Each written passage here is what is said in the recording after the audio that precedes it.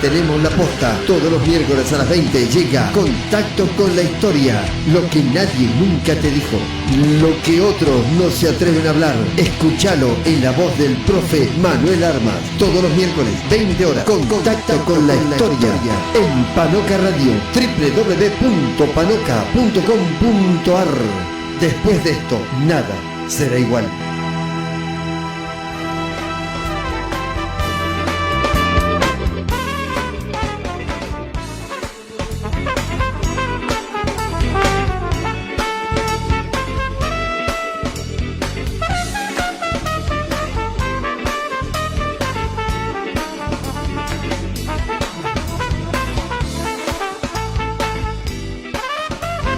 Estamos de vuelta. Interesante, ¿no? El tema.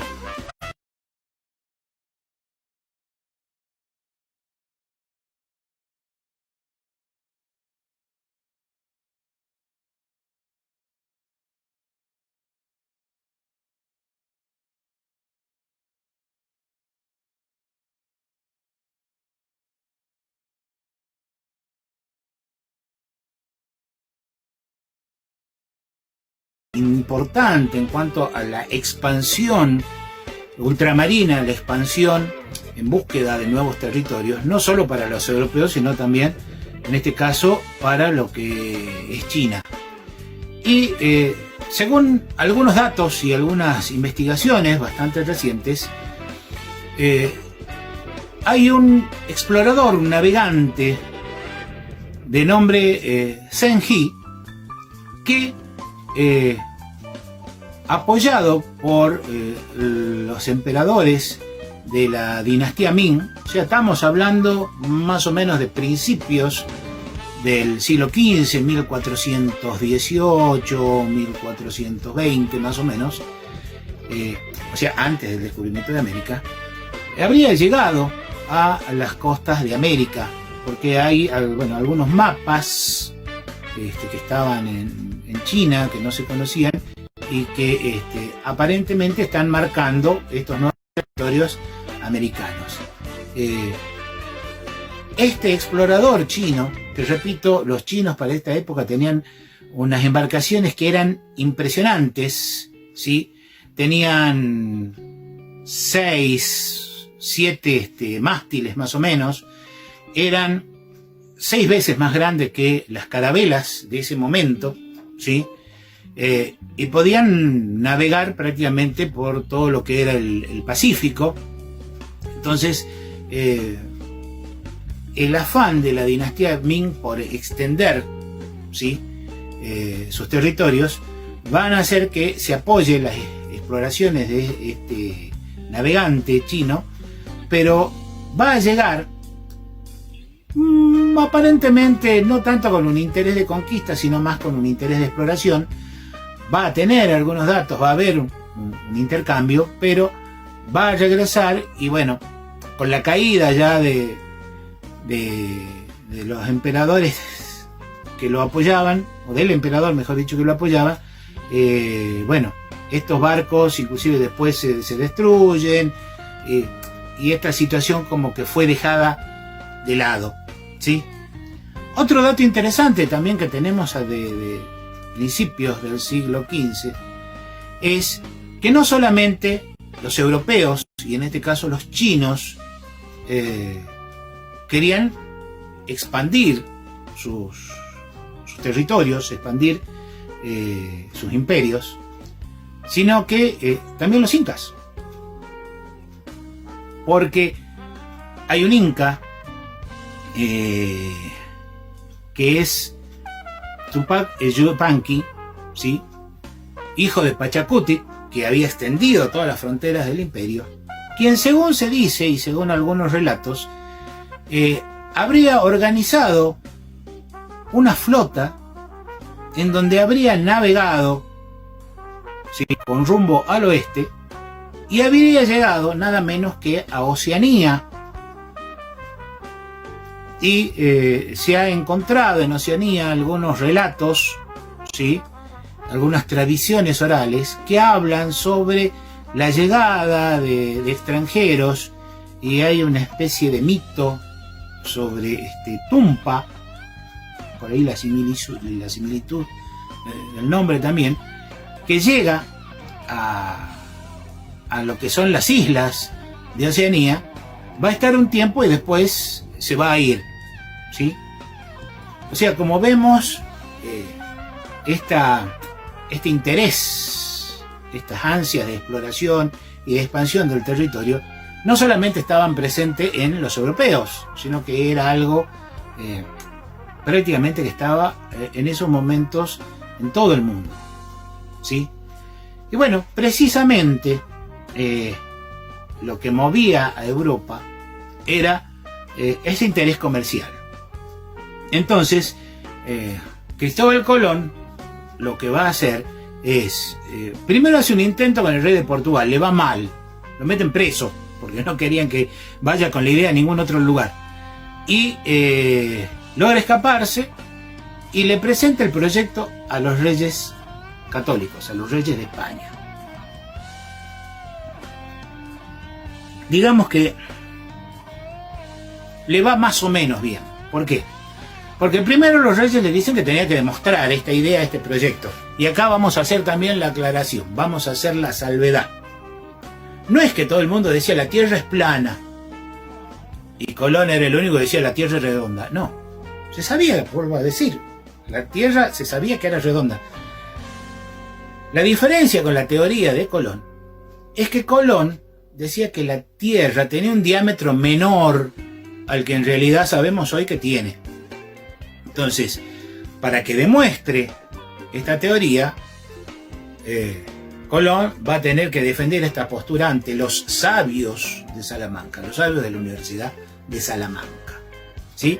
Y ahí va a haber una gran discusión y la diferencia está en que los sabios de Salamanca decían, no, la Tierra tiene este tamaño y no es posible para ningún barco, inclusive las carabelas, que eran las naves más grandes que se habían construido en Europa en ese momento, de que tenga la suficiente cantidad de agua, provisiones y todo, para que navegue y llegue hasta Oriente, para que llegue a China y a Japón.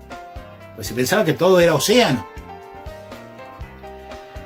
Cristóbal Colón, bueno, algunos dicen que conocía, otros que tenían mapas que indicaban esto, o sea, hay algunos que hablan sobre una posibilidad de que ya hubiera algún otro viaje anterior que hubiese hecho un relevamiento de que había a una distancia de 1/3 menos de lo que decían los sabios de Salamanca, que había tierras.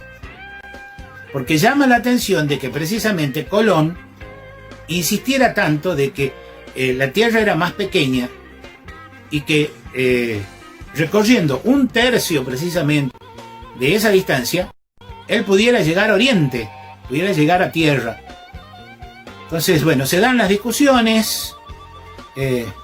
A raíz de esto, el rey Fernando no está muy convencido, le parecía aparte muy exagerado lo que pedía Colón, porque pedía el título de almirante de la mar Océana, pedía tener una participación en las ganancias, título de nobleza, o sea, pareció una exageración. Pero la reina Isabel, que era reina de Castilla, medio que le interesa el proyecto. Y ahí Cristóbal Colón hábilmente logra llegar al interés de la reina con el tema de la evangelización, ¿sí? Entonces, de expandir lo que era la religión católica. Entonces la reina Isabel lo va a apoyar. No es que vendió la joya, no, eso olvídense, eso lo contaban en la primaria, sino que la reina lo apoya, le va a dar facilidades para que se construyan una carabela, no eran 3 carabelas, una carabela y 2 naos, que era otro tipo de nave más pequeña. Entonces la Santa María, que era la principal, era la carabela donde iba Colón, y en las otras 2 naos iban cada una manejada por uno de los pilotos de confianza, que eran los hermanos Pinzón, Vicente Pinzón y Llanes Pinzón. Entonces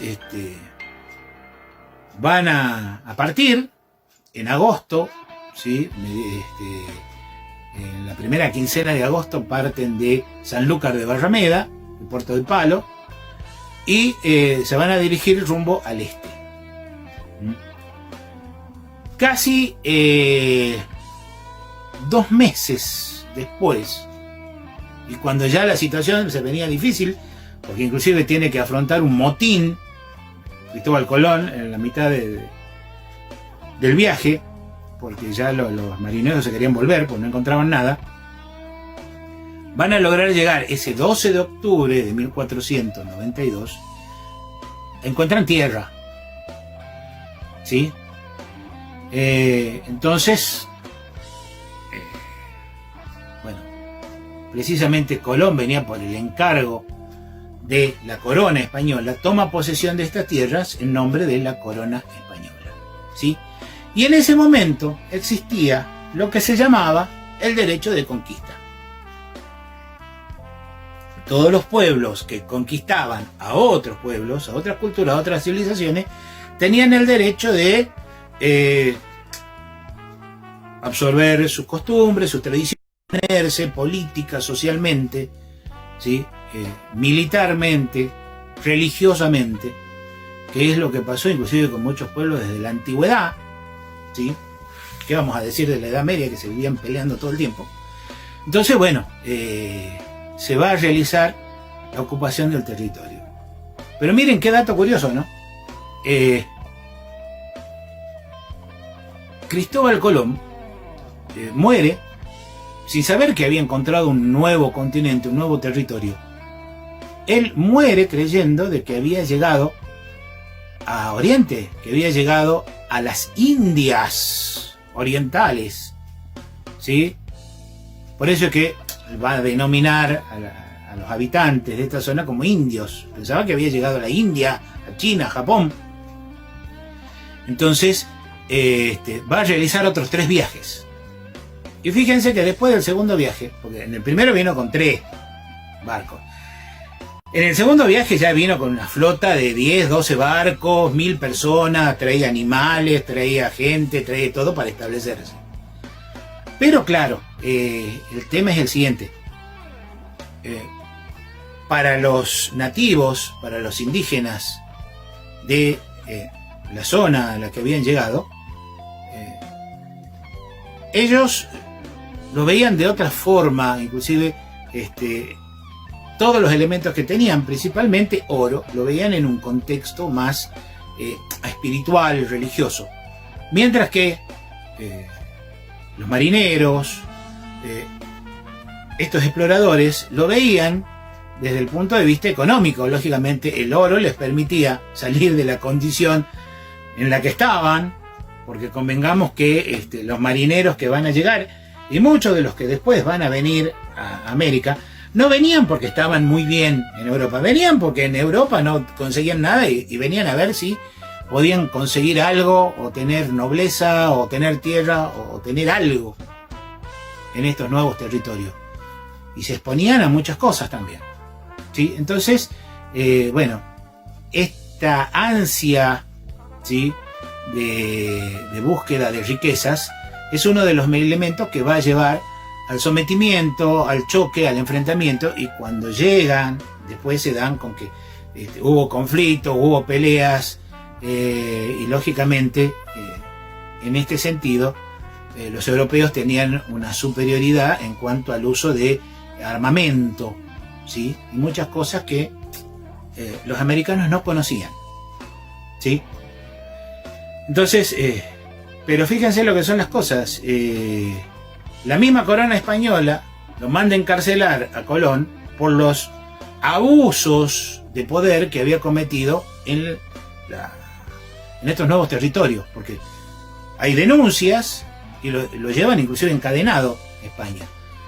Le hacen un proceso, lo dejan libre, vuelve de nuevo, va a llegar hasta América del Sur tratando de encontrar esas tierras del Gran Khan, esas riquezas de las que hablaba Marco Polo, pero no las encuentra. Y muere, no pobre, pero no logra que le reconozcan todos los títulos. Recién va a ser el hijo que va a conseguir esto, pero muere sin saber que había descubierto un nuevo territorio, ¿sí? Ahora, también, no pequemos de ingenuos. América, en esos momentos, no era un jardín del Edén, no era un paraíso en donde todos eran buenos, estaban en comunión con la tierra. No, era un territorio con una gran diversidad de culturas. Había cazadores-recolectores, había recolectores, había pescadores, había civilizaciones con sociedades complejas, había sociedades que habían conquistado a otras sociedades. Porque, a ver, vamos a analizar un poquito y tomar algunos datos de las tres principales civilizaciones, que son las que encontraron los españoles cuando llegaron acá, los que encontraron los europeos, porque antes de esas civilizaciones hubo otras. Pero, por ejemplo, los aztecas, ¿sí?, también llamados mexicas, no eran, y para usar un término que si se quiere está de moda, no eran originarios de México, eran originarios de la zona del norte, algunos dicen inclusive de la zona del desierto del sur, de lo que hoy son los Estados Unidos. Y a través de un proceso migratorio se van a establecer en el centro de México, y a partir de ahí van a empezar a conquistar, y a través de la alianza van a ir conquistando a los pueblos vecinos. Inclusive van a someter a muchos de los mayas. Los mayas, que estaban más al sur, cada ciudad era un reino, y cada uno de esos reyes, ¿sí?, luchaba con los vecinos para tener el predominio, y van a haber predominios en distintas épocas de distintas ciudades en donde las luchas y eran a muerte y se tomaban prisioneros, y esos prisioneros eran sacrificados a sus dioses. Los mismos aztecas, a los que capturaban, ¿sí?, los llevaban, ni siquiera para esclavizarlos, sino los llevaban directamente para ser sacrificados, y le arrancaban el corazón y hasta practicaban la antropofagia ritual. O sea, los cadáveres los mutilaban y los arrojaban abajo de las pirámides para que los que estuvieran cerca pudieran hacer esta práctica. O sea, ¿qué quiero decir con esto? De que en América las distintas civilizaciones iban conquistando entre ellas. Los incas fueron conquistando, y principalmente Pachacútec, Inca, fue el que conquistó cada uno, expandió el territorio y fue conquistando a los otros pueblos. Dejemos de lado, si se quiere, estas grandes culturas, estas grandes civilizaciones. Los pueblos, ¿sí?, cazadores y recolectores de las zonas selváticas, de la zona del litoral, la Amazonia, el Chaco, acá en la Argentina, por distintos motivos luchaban entre sí e iban provocando un desplazamiento. Muchos de esos desplazamientos hacían que los pueblos de la zona del Chaco inclusive atacaran a los pueblos de la zona de los valles, que eran agricultores. Entonces había un constante enfrentamiento, choques entre ellos. En la quebrada, en la puna, había una práctica que muchas de los grupos, las parcialidades que había en esa época, era el de los cráneos trofeo. O sea, luchaban contra el enemigo, ¿sí? Cuando lo derrotaban, le cortaban la cabeza, le hacían una trepanación, o sea, después de haber cortado la cabeza, le hacían un agujero y lo llevaban como trofeo de guerra. A ver, eso está arqueológicamente comprobado. Entonces, en todos lados, en Asia, en África, en Oceanía, en América, siempre va a existir esta situación en donde se van a ir expandiendo las culturas, las civilizaciones, y van a ir conquistando a otras civilizaciones. Todas tuvieron aspectos positivos, aspectos que son dignos de destacar, en relación a lo que es el respeto por el ambiente, por ejemplo, pero por otro lado también practicaban sacrificios humanos, un ejemplo.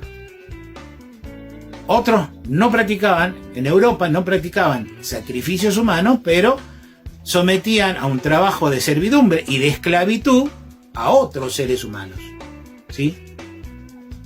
En Asia y se repetía este esquema. O sea, todas las civilizaciones y las culturas a lo largo de la historia del hombre han tenido sus pros y sus contras, ¿sí?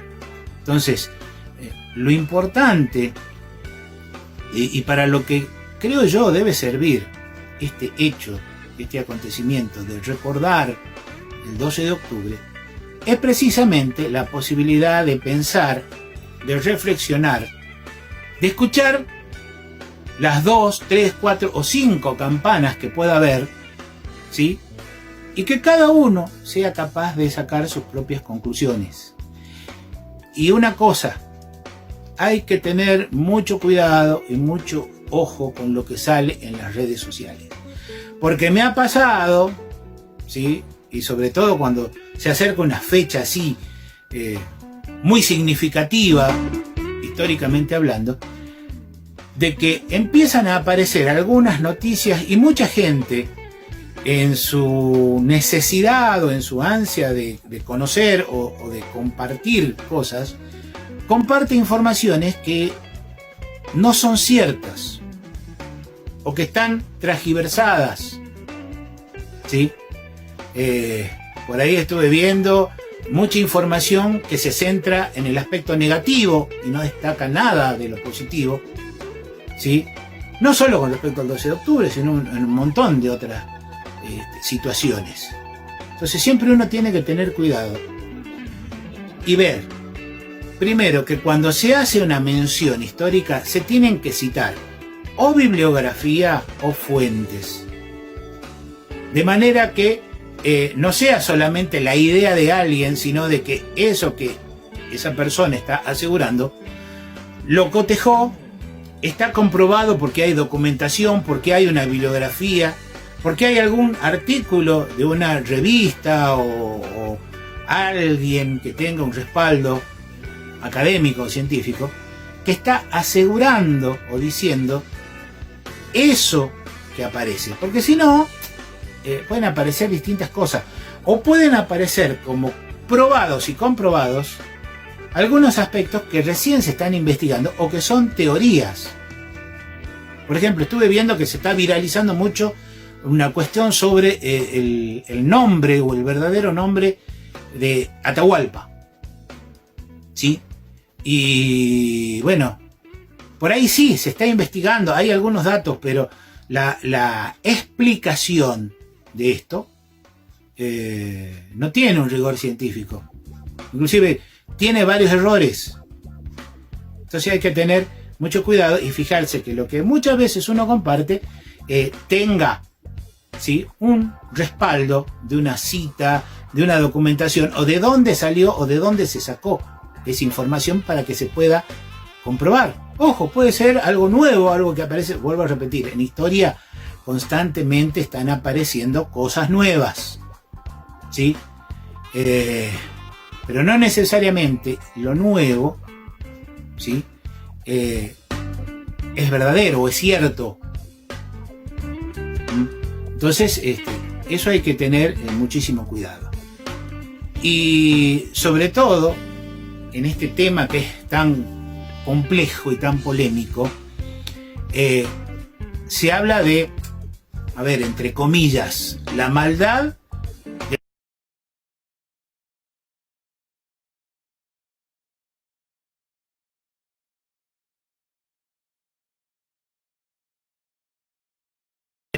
a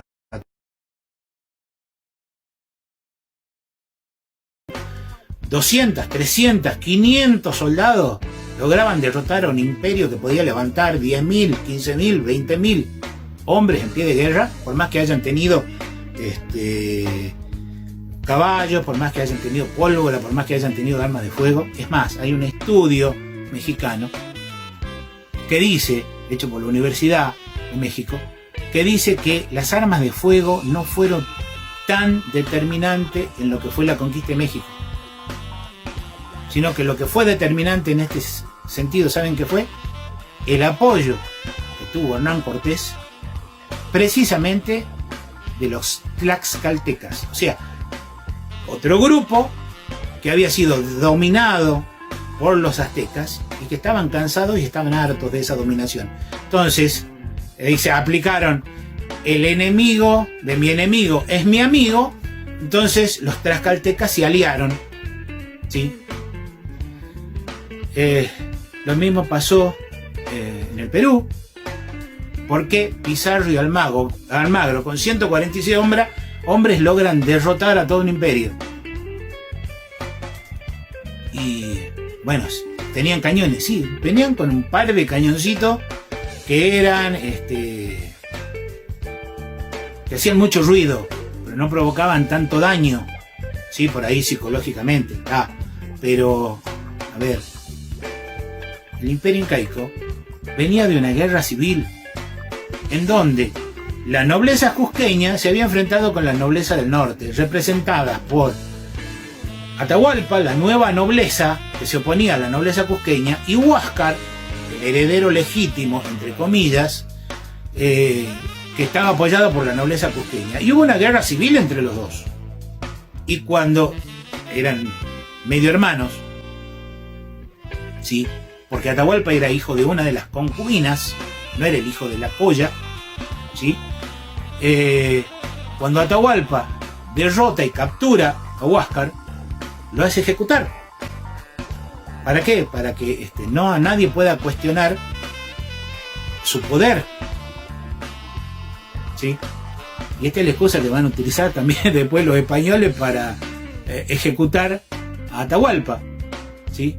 Pero los españoles lograron todo lo que lograron por el apoyo de muchos de los sectores indígenas, y que inclusive va a haber una nobleza indígena reconocida con título, y que inclusive van a transmitir ese título a sus descendientes.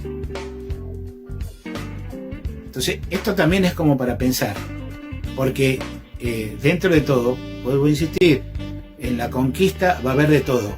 Va a haber los que se abusan, los deshonestos, los peores, los buenos, los que cumplían, porque las leyes de India, si las analizamos, dentro de las leyes de India se planteaba un respeto por los indígenas. A ver, los indígenas estaban en mejor condición que los negros. ¿Por qué?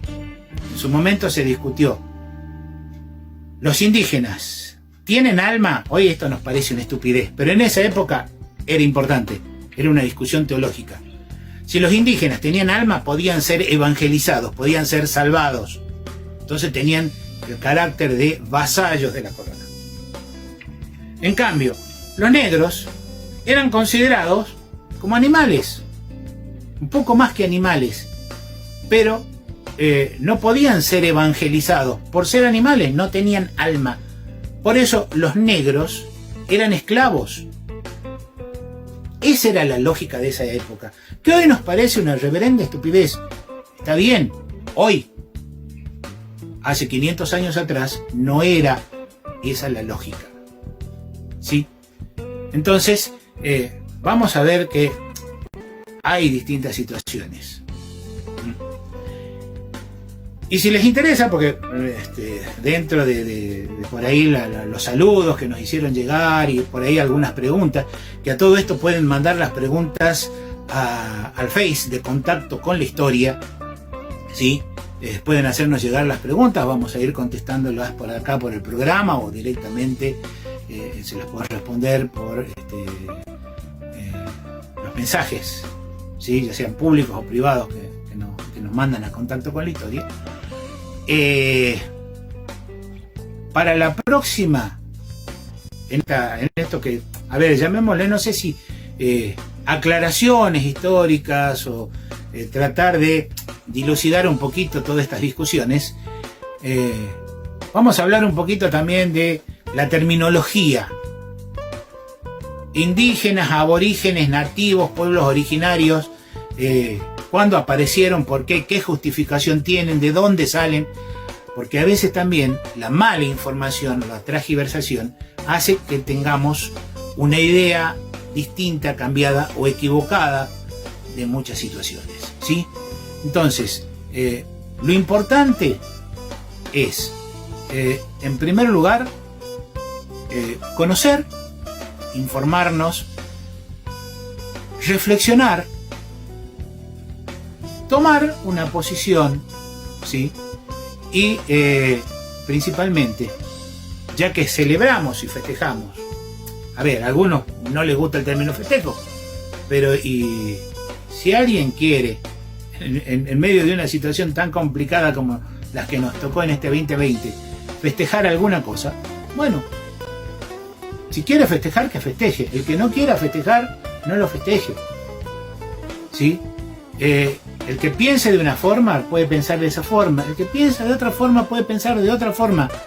Lo importante es recordar el hecho, el acontecimiento, que no pase desapercibido, y reflexionar sobre el mismo, pensarlo, conocer la información lo más de la forma más acertada, lo más veraz posible, y a partir de ahí tomar una posición.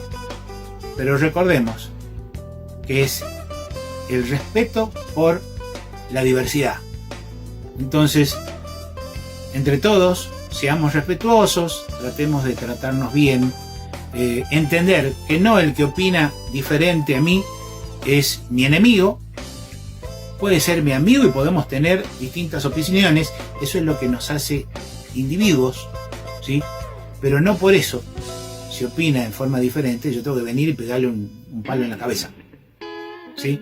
Entonces podemos disentir, podemos discutir con argumentos, pero sin levantar la voz y poder aceptar, y cuando vemos que llega un punto en que ninguna de las dos posturas se pueden acercar, y bueno, ser respetuoso del otro para que el otro sea respetuoso conmigo. Y de esa forma seguramente vamos a poder construir una mejor sociedad, o en donde por lo menos habría menos conflictos y en donde no siempre quiera yo ser el que tiene la razón, sino también poder aceptar que el otro también puede tener la razón o puede tener una parte de la razón y yo tener otra parte, ¿sí? Bueno, se nos ha pasado el tiempo, será hasta el próximo encuentro de Contacto con la Historia. Muchas gracias. Contacto con la Historia, que nadie te la cuente cambiada. Acá tenemos la posta. Todos los miércoles a las 20 llega Contacto con la Historia. Lo que nadie nunca te dijo, lo que otros no se atreven a hablar. Escúchalo en la voz del profe Manuel Armas. Todos los miércoles, 20 horas. Contacto con la Historia en Panoca Radio, www.panoca.com.ar. Después de esto, nada será igual.